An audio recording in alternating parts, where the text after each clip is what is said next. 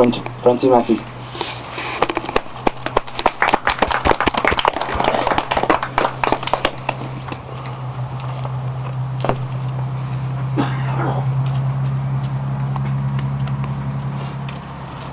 How are you, comrade,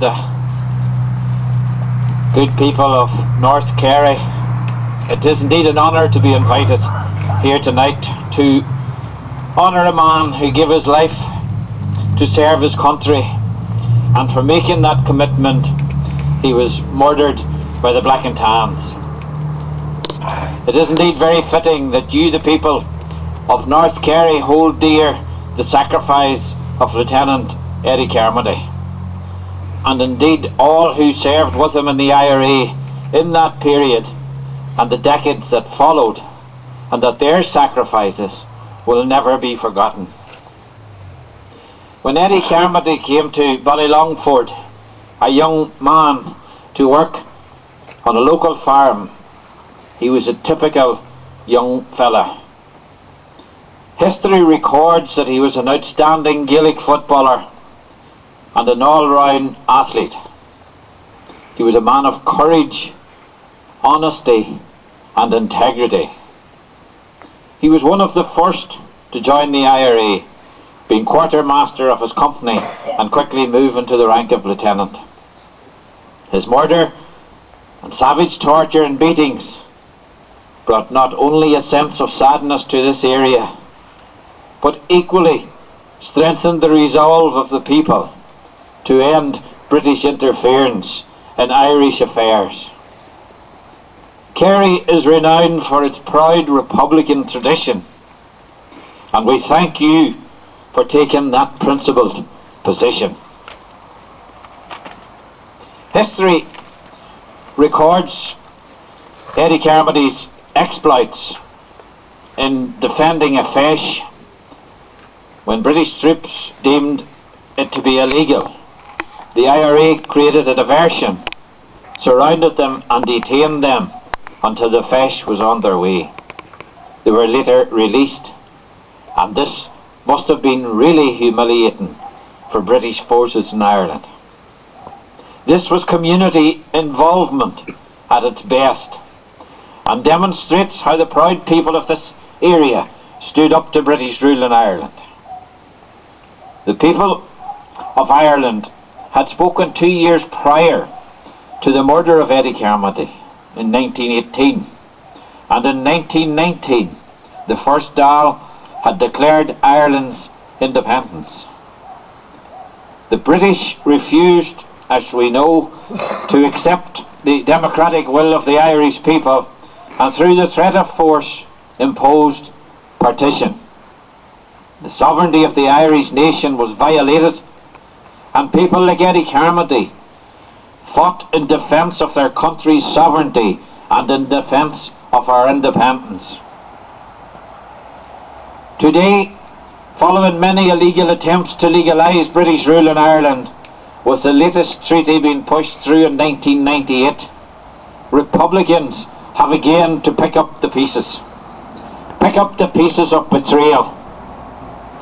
Volunteer Eddie Carmody epitomises the legality of the Republican position back then, when Irish national sovereignty was established, violated by a foreign occupying force, and that remains the position to this very day.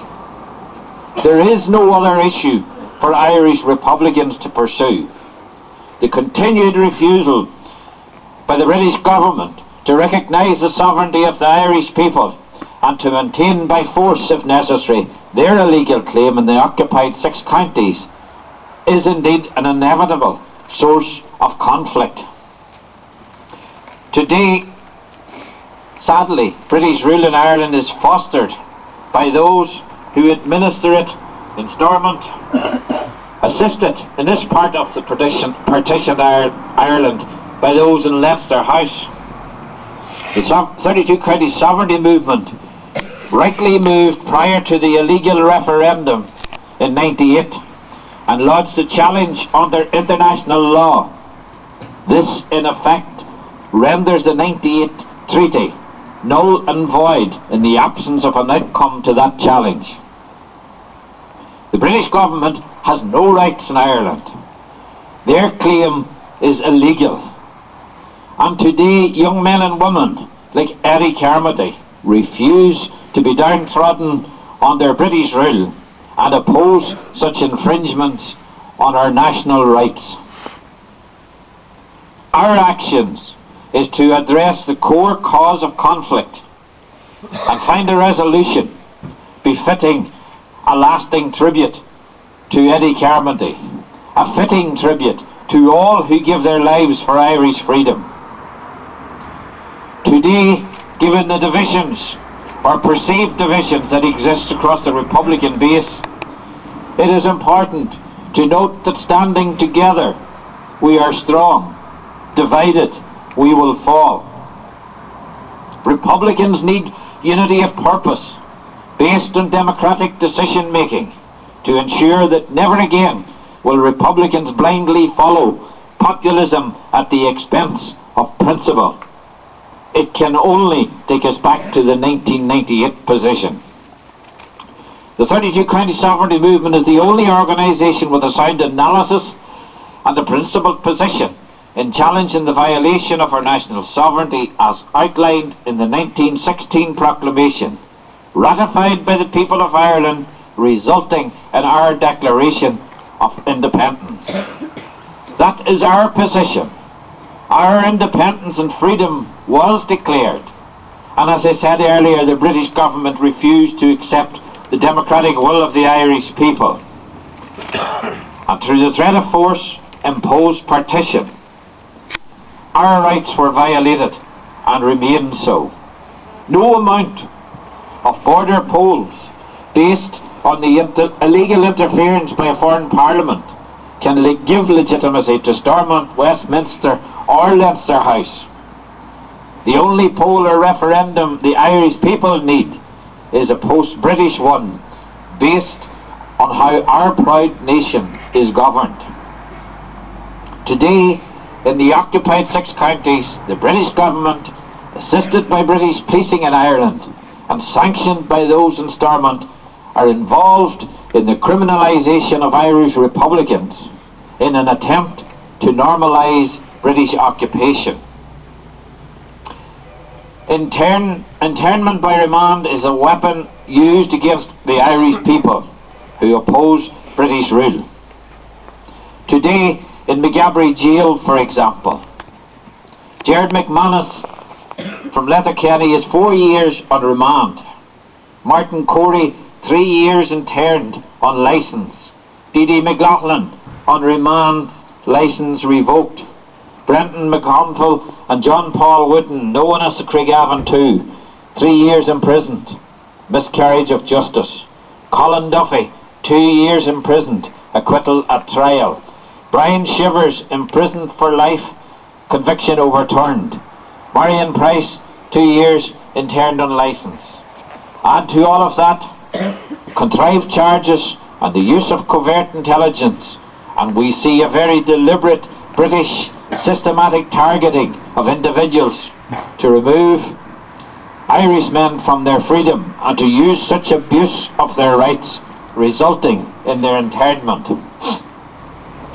The abuse today is more subtle, but nonetheless abuse, similar to the abuse Eddie Carmody suffered when shot and wounded and before they put the last bullet in his head. Do farmer comrades really expect Republicans to lie down and take this systematic abuse because we uphold the sovereignty of our proud nation, just as volunteer Eddie Carmody did in 1920? I want to remind you that we're now coming up to Christmas, and as you would know, December is Prisoner Month. The IRPWA, a separate group but integral Republican organisation in that it looks after the welfare of POWs to ensure that they're not left wanting and that their families are not neglected.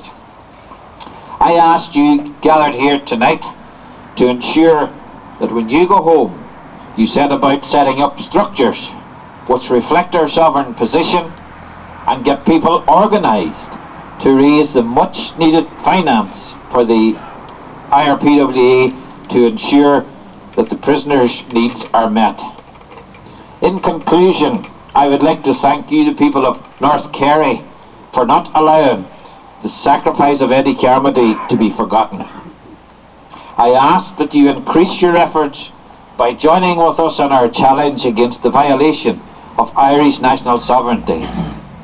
Join the Republican movement to end British rule in Ireland, and join with us to ensure that a fitting tribute to Lieutenant Eddie Carmody will be realised with the establishment of our freedom in an independent, sovereign Ireland. Bear Bua.